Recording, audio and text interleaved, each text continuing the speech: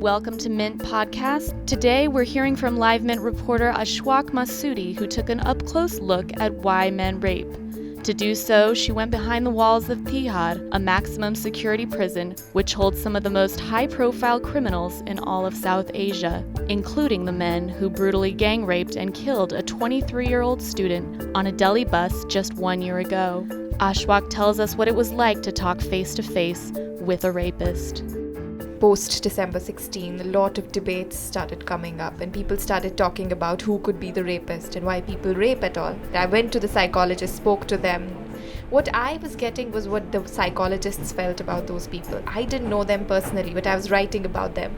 So what I wanted to do is sort of know the person who does it and know the psychology behind it. I really wanted to see the person who can actually do something as gruesome as this.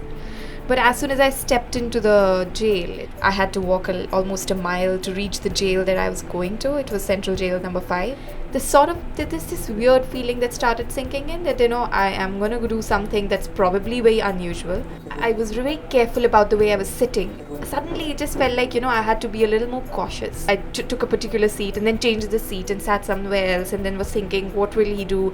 How would he look like? I was given their files, so I read sort of everything about them and the crime that they'd committed, and the pictures that were there were scary, like all the media reports of all the rapists. A man who's raped his daughter, a 14-year-old daughter, and a man who was 45 and raped a 9th standard girl who's almost the same age as his own daughter. So I was sort of wondering, what am I going to do, and would I even be able to sort of talk to them? But as soon as the first rapist got in, I looked at him and I was like, oh my god, he looks like everybody. There was nothing particular, nothing peculiar. It didn't seem like he would have done it, He sort of greeted me this usual way that people greet in India, and then he sat and asked me if I should sit, and I was like, of course, that's what you're here for. And he sat and he seemed so meek. So as soon as I started talking, it seemed like, this person knows very well what he wants the other person to think about him. He was very manipulative, as even the psychologist I'd spoken to had constantly referred to the fact that the rapists are manipulative and they make you believe what they want you to believe.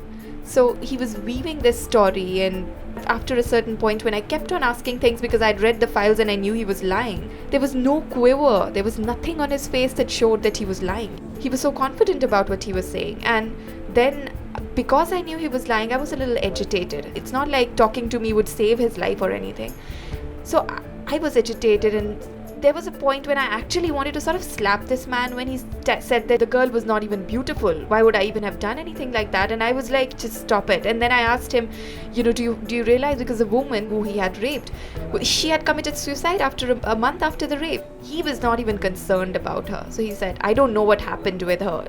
I don't care. I am here. I'm suffering here. And look at my plight. My children are there. They have to listen to so many things and they are ashamed of what has happened to me. That's what you understand when you talk to these people, that everything is about them. It's about their demands. It's about their need. It's about what they want right then. They sort of play a victim. Never ever do they accept that they have raped. I talked to this psychologist, Dr. Ashwaq Mitra, and he spoke about this particular gleam in the eyes of the rapists.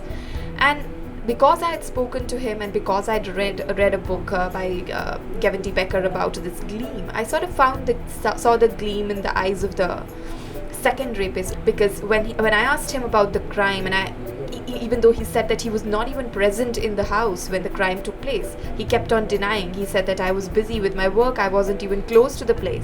So when I kept on repeating, that when you did it, and the time that he sort of was talking about the woman, there was this weird, I don't know, it's a very strange gleam, there was this very airy gleam in his eyes, and I thought probably it's that.